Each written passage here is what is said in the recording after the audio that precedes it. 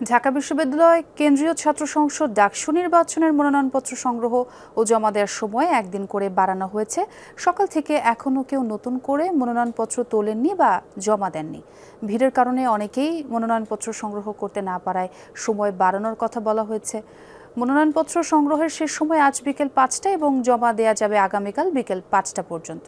এই পর্যন্ত ফর্ম নিয়েছেন ৫৬৫ জন। হল সংসদে এর সংখ্যা ১,২২৬। এর মধ্যে পূর্ণাঙ্গ প্যানেল ঘোষণা করেছে ছাত্র শিবির, ছাত্র অধিকার পরিষদ।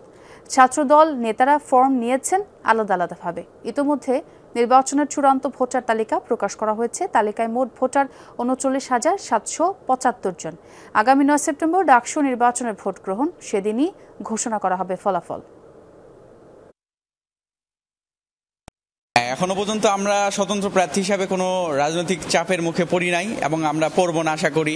তো একদিন টাইম আসলে বাড়িয়েছে, দেখা যাবে যে আরো প্রার্থী বাড়ছে। আমি কেন্দ্রীয় ছাত্র সংসদে কার্যনির্বাহী সদস্য পদে আসলে ফর্ম তুলেছি এবং আজকে সেটা জমাও দিয়েছি। ছাত্র দল অথবা অন্য কোনো দল ডাকসুতে কোনো ইস্যু না। আমাদের এখানে যারা বৈধ ছাত্রছাত্রী তারাই শুধু মনোনয়নপত্র গ্রহণ করতেছে। আমাদের কোনোভাবে জানার কোনো সুযোগ নাই সে কোন দল করে, কোন গ্রুপ করে, কি করে। এই অন্তত ডাকসু ইলেকশন কমিশনের হিসাবে এই জিনিসটা আমাদের কাছে নেই। এই মুহূর্তে ঢাকা বিশ্ববিদ্যালয় থেকে যোগ দিচ্ছেন আমার সহকর্মী আলামিন হক অহন। তার সঙ্গে একটু কথা বলতে চাই। অহন, প্রার্থিতায় আগ্রহীরা কি বলছেন এবং এই যে সময়সীমা বাড়ানো হলো সেই বিষয়ে তাদের বক্তব্য কি? এলএমই সার্টিফাইড বিশ্বসেরা কপারে তৈরি ওয়ালটন কেবলস, যা আপনার স্থাপনাকে রাখবে সব সময় নিরাপদ।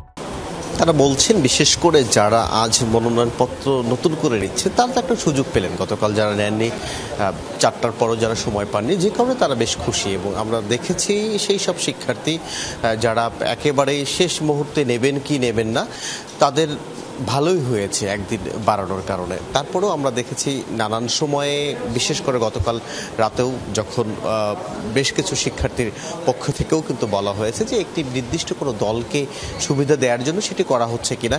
এই রুমটিতে এখানে যে ডাকসু নির্বাচনের চিফ রিটার্নিং কর্মকর্তা তিনি তার কার্যক্রম চালিয়ে যাচ্ছেন এবং তার সঙ্গে যখন কথা বললাম তিনি বললেন কোনো নির্দিষ্ট দল নয়, বরং সাধারণ শিক্ষার্থী যারা রয়েছে গতকাল ভিড়ের কারণে যারা শেষ পর্যন্ত মনোনয়নপত্র নিতে পারেননি তাদেরকে সুযোগ দেওয়ার জন্য, তাদেরই সুবিধার কথা ভেবেই একদিন সময় বাড়ানো হয়েছে। সেই সময়টুকুই কাজে লাগাচ্ছেন শিক্ষার্থীরা। আমরা দেখেছি গতকালও কিন্তু যারা মনোনয়নপত্র নিয়েছেন অনেকেই তাদের প্যানেল ঘোষণা করেছেন, কিন্তু ছাত্রদলের পক্ষ থেকে এখন পর্যন্ত কোনো প্যানেল ঘোষণা করা হয়নি। এবং গতকাল তারা অভিযোগ জানিয়েছিলেন কয়েকটি হলে তাদের মব তৈরি করে বাধা দেওয়ার কথাও তারা বলছিলেন।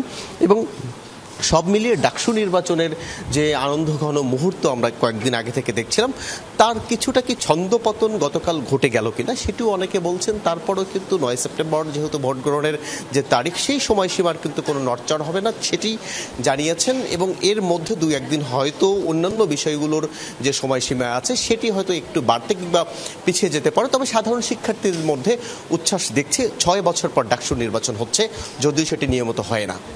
জি অহন, অনেক ধন্যবাদ আপনাকে যোগ দেওয়ার জন্য।